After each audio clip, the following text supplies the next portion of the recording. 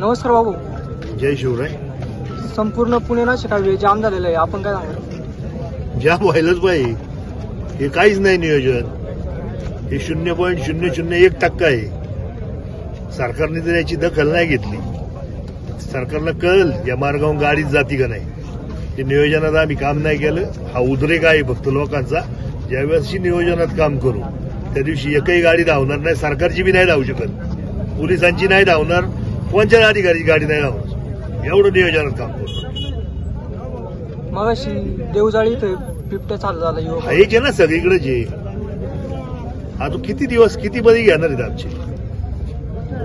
काय मलाही कळत नाही कधी कधी या अधिकाऱ्यांना किंवा मंत्र्यांना त्याची धग कधी जाणवणार आहे. जोपर्यंत त्यांच्या घरापर्यंत जाणार नाही तोपर्यंत धग जाणवणार आहे का. पण हे काय करतात, बिबटे इथं पकडतात तिथं आपल्या इथं सोडतात दुसरी का काय करतात दुसरं.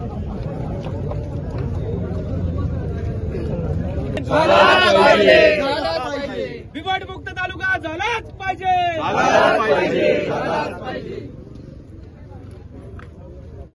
ते 100% हा बंद केलाच पाहिजे. राज्य सरकारला कधी जागील त्याला आम्ही फक्त वाट बघतोय, कधी हे जागं होते सरकार. ते 100% बिबट्या आम्ही मारायला सुरुवात करणार बिबट्याला आधी.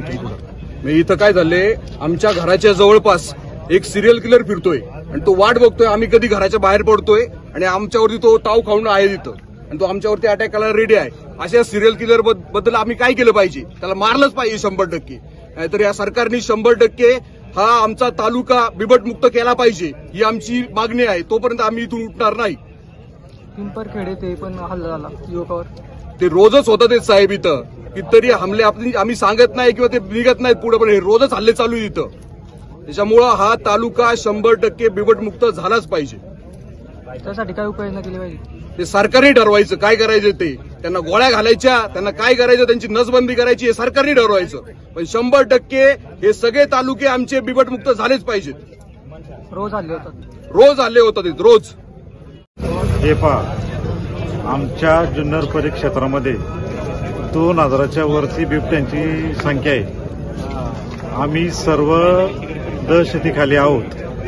कारण आज आमच्या घरातली लहान लहान लेकरं आज बिबट्या त्या ठिकाणी उचलून नेतोय. आम्ही किती दिवस सहन करायचं. हे आमची सहन करण्याची क्षमता आता संपलेली. आता शासनाने आम्हाला तरी गोळ्या घालावा, नाही तर बिबट्यांना तरी गोळ्या घालावा. शासनाने हा निर्णय घ्या. आमचा संयमाचा अंत पाहू नका.